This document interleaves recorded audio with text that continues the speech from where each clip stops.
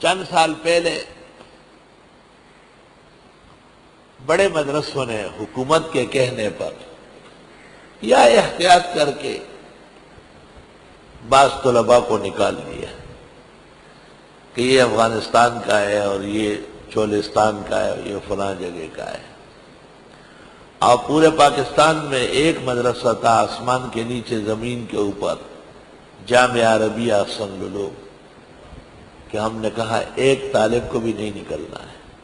خود کوئی جانا چاہے تو دونوں گیٹ کھلے، لیکن ادارے کی طرف سے ان کو نہیں نکالا جائے گا.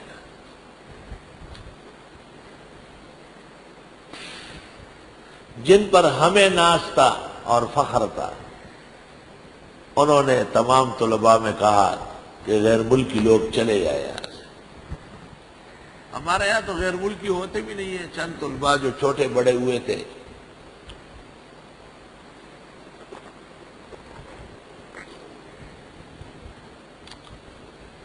جب تمام مدرسوں بڑوں نے، جن کو ہم بھی بڑے مانتے ہیں، فوراً حکومتی آرڈر تسلیم کر کے اور طلباء کو برطرف کیا، افسوس صد افسوس. تو گلشن اقبال کے تھانے میں ایک تھانہ دار تھا سہیل فیض، اور غیرت کا پیکر ہے. شاید کم مائیں ایسا نر بیٹا جنے گی جیسے وہ شخص. اس نے کہا آپ نے لڑکوں کو نہیں نکالا؟ میں نے کہا نہیں. کہا بس ٹھیک ہے، ڈٹے رہو، میں ساتھ ہوں. کیوں نکالیں گے؟ کوئی تو پڑھنے آیا ہم سے. بات چلتے چلتے مشہور ہو جاتی ہے. صوبہ سندھ کے رینجر کا ڈائریکٹر، اس نے تھانے آ کر کے اس سے کہا کہ ایک مدرسہ ہے یہاں اور اس میں قابل اعتراض طلباء ہے. انہوں نے کہا غلط، بالکل جھوٹ. ایک مدرسہ ہے جو ہم وقت دین کے کام میں ہے، اور اس میں صرف وہی طلباء ہے جو غیر قابل اعتراض. جن کے ہاں قابل اعتراض تھے انہوں نے نکالے ہوں گے، یہاں قابل اعتراض نہیں ہے، نہیں نکالنا ہے. میں بھی ساتھ ہوں. اچھا، جو صحیح نہیں ہے. رات کے 1:30 بج رہا تھا. میں یہاں دفتر کے سامنے معمول کے مطابق اٹھنے والا تھا کہ تھانہ دار کا فون آیا. مجھے کہا موڈ میں ہو؟ میں نے کہا بالکل. خیریت؟ کہا ایک مہمان آپ سے ملنا چاہتا ہے رات کی تاریکی میں، اور آپ جو آپ کا طریقہ ہے اس طرح سب جائیں گے. میں نے کہا بے فکر رہو، بھیج دو. وہ آیا، بڑا خوبصورت آدمی، چہرے پر چھوٹی چھوٹی داڑھی بھی تھی، بڑی ہری آنکھیں، اور بڑے خاص طریقے سے دور سے مجھے ہاتھ اٹھا کے سلام کیا. اور پھر یہ پچھلی پلروں کے سیدھ میں کھڑے ہو کر 17 رکعت پڑھی.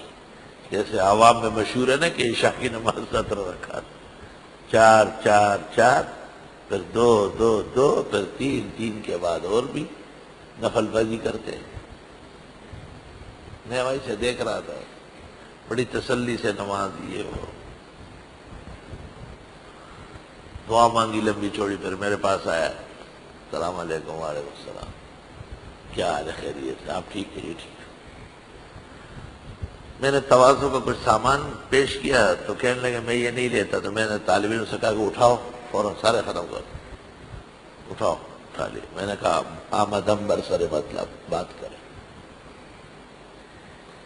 کہنے لگا یہاں کون لوگ پڑھتے ہیں؟ میں نے کہا طلباء.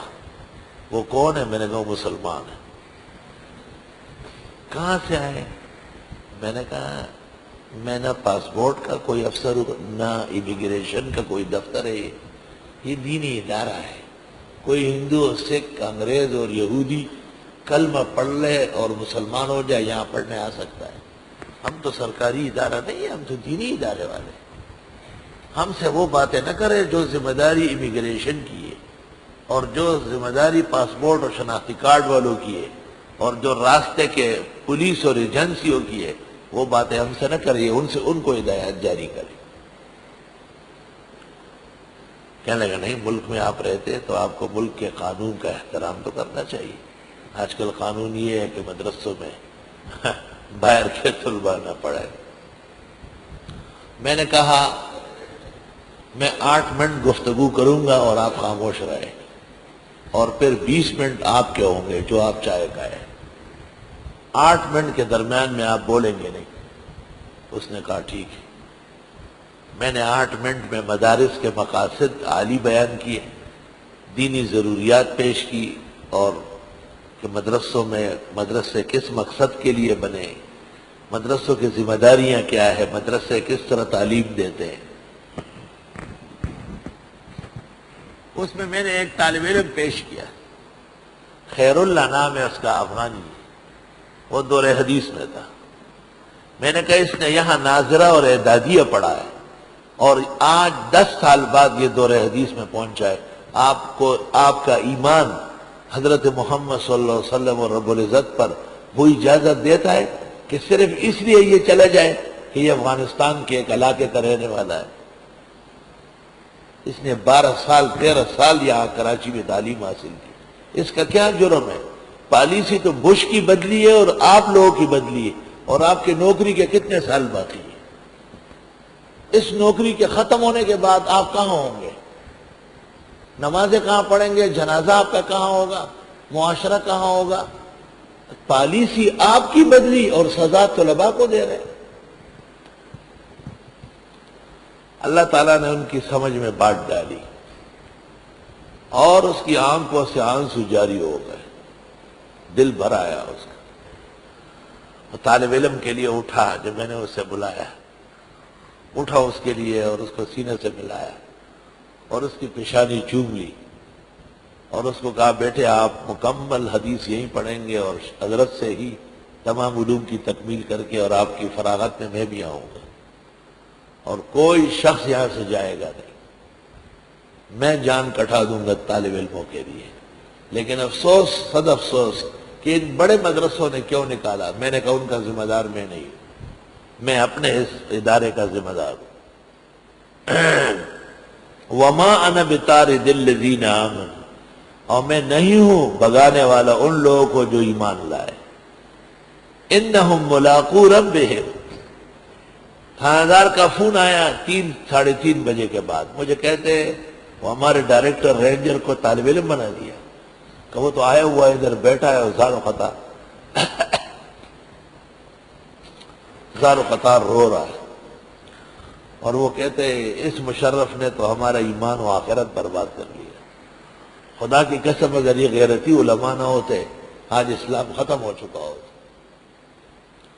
اور کہا ہم جاتے وقت مجھے ہدایات دی کہ شیخ کا احترام کرو اور سلام کے لیے جایا کرو، اور کسی قسم کی تکلیف نہیں ہونے دے، میں آپ کے ساتھ ہوں۔ گئے آئے اور طرح تھے، گئے اور طرح آئے وہ شاہ، گئے وعدے فردا دے کر، اب انہیں ڈھونڈ چراغے رخ زیبا لے کر۔ انہم ملاقو ربہم، ایک بڑے عالم مجھے کہتے ہیں director general of Sindh rangers کے، اس کے ساتھ کیا برتاؤ کیا؟ وہ تو آپ کو یاد کر کے ہزار و قطار روتا ہے، کہتے مولانا جیسی ہستی دنیا میں نہیں ہے، ہم جیسے سنگ دلوں کو نرم کر کے چھوڑ دیا۔ میں نے کہا میں نے ان کو صرف دینی مدرسے اور طلباء کے فضائل بیان کیے، بس طالب علم اور دینی مدرسے کی اہمیت اور حقیقت بتائی۔